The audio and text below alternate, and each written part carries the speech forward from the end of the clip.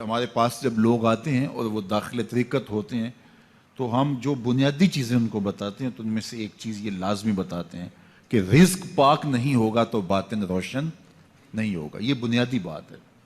اگر رزق پاک نہیں ہے تو میرے حضور نے ارشاد فرمایا کہ ایک بندہ سفر کر کے کعبۃ اللہ کے صحن میں پہنچتا ہے اور کعبے کے پردوں کو تھام رہا ہے وہ یمد یدیہ اور لمبے لمبے ہاتھ کر کے کہتا ہے اے اللہ, لیکن اس کا کھانا حرام ہے, اس کا پینا حرام ہے, اس کا لباس حرام ہے, وہ غزیہ بالحرام, اس کو غذا حرام سے دی گئی ہے. میرے حضور نے فرمایا اس کی کوئی دعا قبول نہیں ہوگی. سفر کیا, جنگل پہاڑ کاٹے, سمندروں کو پاٹ کر کے آگے گیا, ہواؤں کے کلیجے چیر کے آگے بڑھا, مہینوں کی مسافتیں طے کر کے گیا اور کعبۃ اللہ کے سامنے کھڑا ہے, سین حرم میں مطاف میں کھڑا ہے, لیکن اس کا جسم حرام سے پلا ہے. اس نے جو پہنا ہے اس لباس کا تانا یا بانا حرام کا ہے, اس کو غذا حرام کی دی گئی ہے, اس نے پیا حرام کا ہے, اس نے کھایا حرام کا ہے, تو پھر اس کا یہ سارا سفر رائے گاں چلا جائے گا, اس کو کچھ نصیب نہیں ہوگا. تو سب سے پہلی شرط اس عنوان سے عقل حلال ہے. اس کے بعد پھر صدق مقال ہے کہ آپ کی زبان جھوٹ نہ بولے. جب کوئی شخص جھوٹ بولتا ہے روحانیات تو دور کی بات ہے, اللہ کے فرشتے اس سے 1 میل دور ہٹ جاتے ہیں. جب کوئی شخص جھوٹ بولتا ہے تو حدیث پاک میں آتا ہے اس کے منہ سے ایک خاص قسم کی بدبو نکلتی ہے. اس بدبو کو ہم نہیں سونگھ پاتے لیکن فرشتے سونگھ لیتے ہیں, چونکہ فرشتے انتہائی حساس مخلوق ہے اور وہ جھوٹ کی وجہ سے نکلنے والی بدبو کو سونگھتے ہیں. اللہ نے حضرت امام اعظم امام ابو حنیفہ رضی اللہ تعالیٰ عنہ کو یہ بصیرت عطا کی تھی اور یہ باطنی نظر بخشی تھی کہ جب کوئی شخص وضو کرتا تھا تو اس کے وضو کے پانی سے پہچان لیتے تھے کہ یہ کس گناہ کا مجرم ہے. جب بندہ وضو کرتا ہے تو وضو سے ہاتھوں کے گناہ جھڑتے ہیں, منہ کے گناہ جھڑتے ہیں, تو وہ وضو کے پانی سے اس بات کو محسوس کرتے تھے.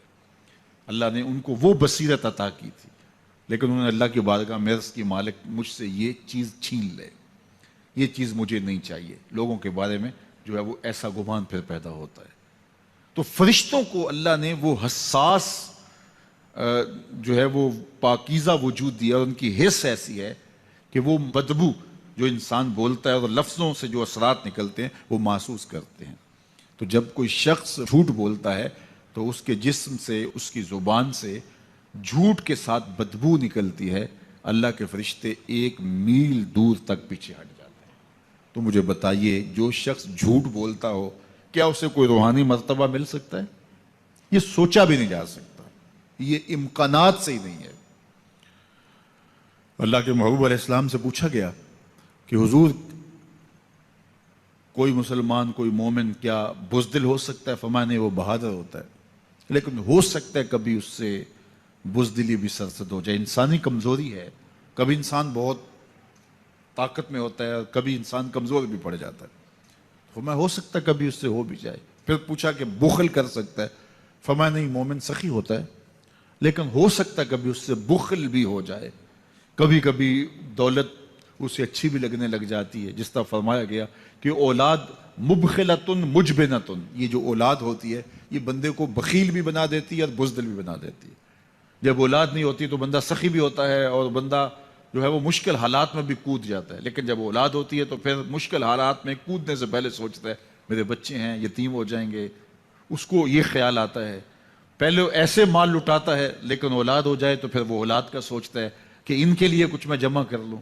تو اولاد فرمایا میرے حضور نے کہ مبخلہ و مجبنہ, یہ بخیل بھی کر دیتی ہے اور یہ کمزور اور بزدل بھی بنا دیتی ہے.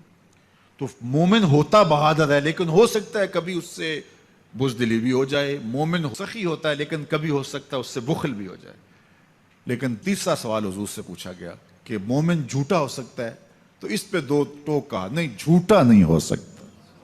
یہ نہیں ہو سکتا کہ مومن ہو اور جھوٹا ہو, وہ سچ بولنے والا ہوگا. تو عقل حلال اور صدق مقال, یہ 2 خوبیاں جو ہیں یہ اہل اللہ کا ترائے امتیاز ہے, اور یہ مجھے اور آپ کو اختیار کرنی چاہیے. حضرت خلیل اللہ جب وادی غیر ذی زرع میں سیدہ ہاجرہ اور ان کے معصوم نو نہال کو چھوڑ کر کے جانے لگے. ایسی وادی